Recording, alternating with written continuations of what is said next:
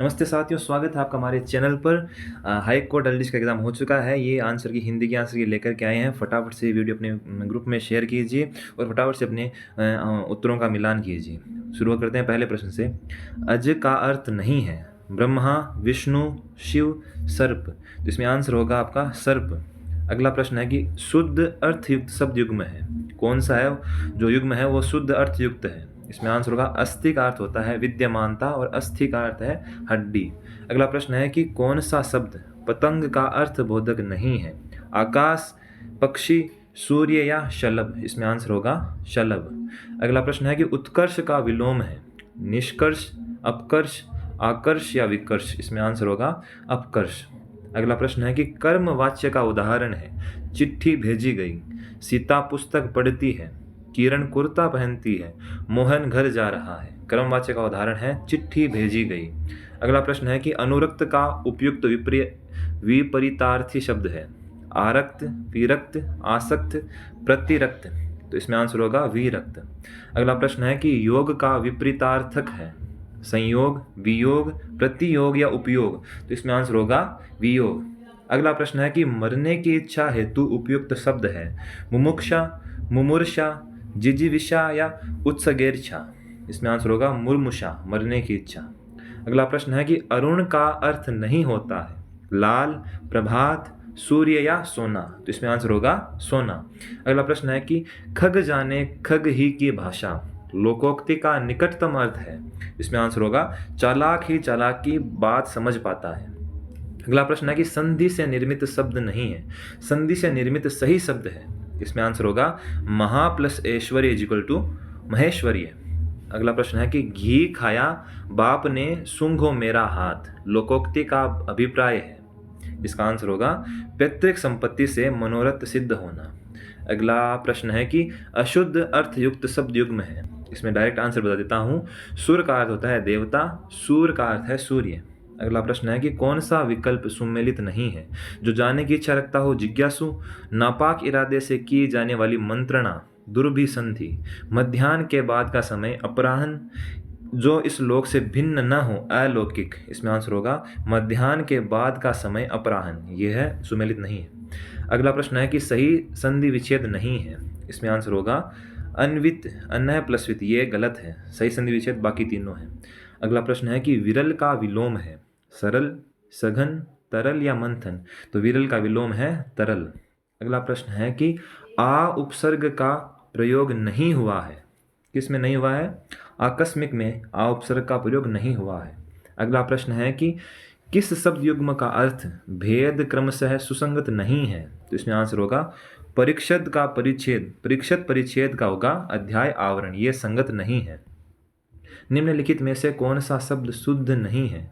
इसमें आंसर होगा निरावलंब। ये शुद्ध नहीं है। अगला प्रश्न है कि प्रलय का विपरीतार्थक है विनाश, विध्वंस, दृष्टि, सृष्टि, संहार। इसमें आंसर होगा सृष्टि।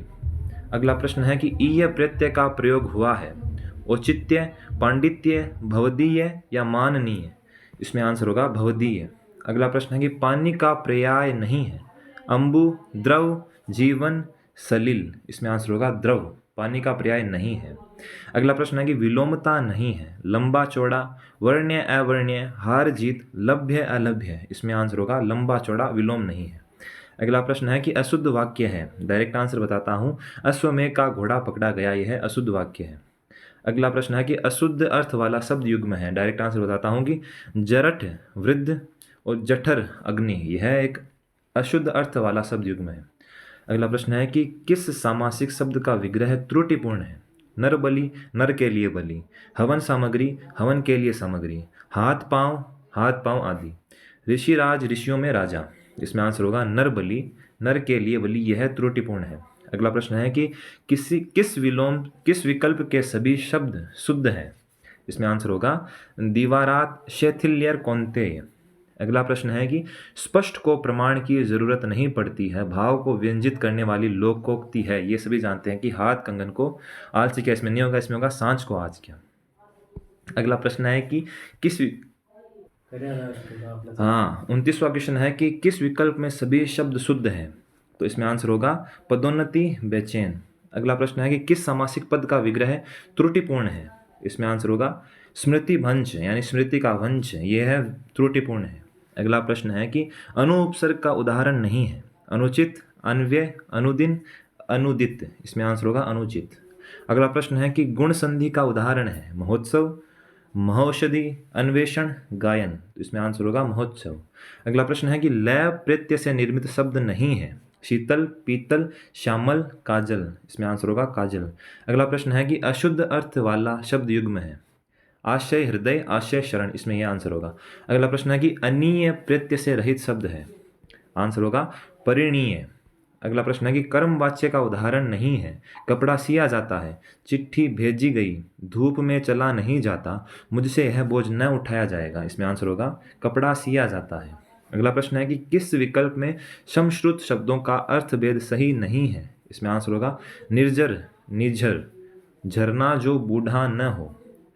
किस विकल्प के एक भी शब्द में नी उपसर्ग प्रयुक्त नहीं हुआ है? इसमें आंसर होगा निर्यात या निश्चित। इनमें से कौन सा शब्द बादल का पर्याय नहीं है? अभ्र, पयोधर, घट, अम्बुद। इसमें आंसर होगा घट। अगला प्रश्न है कि गाय का पर्यायवाची शब्द नहीं है। मंदार, सुरभि, धेनु या गो। इसमें आंसर होगा मंदार। अगला प्रश्न है कि किस विकल्प में मुहावरा व अर्थ असंगत है? आंसर होगा सिर पर सवार होना, यानी कि बहुत क्रोधित होना। अगला प्रश्न है कि किस विकल्प में सभी शब्द शुद्ध हैं? इसमें आंसर होगा हतोत्साह या धनाढ्य। अगला प्रश्न है कि किस विकल्प में कोई भी शब्द अशुद्ध नहीं है, मतलब सभी शब्द है वो शुद्ध है। इसमें आंसर होगा, हाँ, तो इस प्रश्न में मेरे हिसाब से आंसर 2 नंबर सही होगा, प्रज्वलित, पितृक, सर्वोपरि। ये थोड़ा कन्फ्यूजन है, आप बताइए आप इस क्वेश्चन में क्या कौन सा ऑप्शन करके आए हैं। अगला प्रश्न है कि शुद्ध वाक्य है। इसमें आंसर होगा मैं पहुंचा ही था जबकि वह आ गया। अगला है कि व्यंजन संधि से संबंधित शब्द है पवित्र, स्वागत, महर्षि या जगदीश। इसमें आंसर होगा जगदीश है वो व्यंजन संधि से संबंधित शब्द है। अगला प्रश्न है कि किस सामासिक पद का विग्रह सही नहीं है? तो इसमें आंसर होगा सत्याग्रह, यानी सत्य का आग्रह। अगला प्रश्न है कि किस विकल्प में विपरीतार्थक शब्द नहीं है? हल्का, भारी, संयोग, वियोग, हर्ष, विस्मय, ग्राह्य, त्याज्य। इसमें आंसर होगा हर्ष और विस्मय। अगला प्रश्न है कि पितृनुमति का संधि विच्छेद होगा। इसमें आंसर होगा पितृ प्लस अनुमति। अगला प्रश्न है कि वाक्यांश के लिए सार्थक शब्द नहीं है। इसमें आंसर होगा दूत का कार्य दौत्य। अंतिम प्रश्न है हमारा द्रौपदी का पर्यायवाची नहीं है। इसमें आंसर होगा पांचालिका। तो यह थे हमारे टोटल 50 प्रश्न हैं जो एलडीसी के एग्जाम में पूछे गए हैं। आप अपने साथियों के साथ वीडियो ज़रूर शेयर कीजिएगा। आज की वीडियो में इतना ही, बने रहिए हमारे चैनल के साथ। धन्यवाद।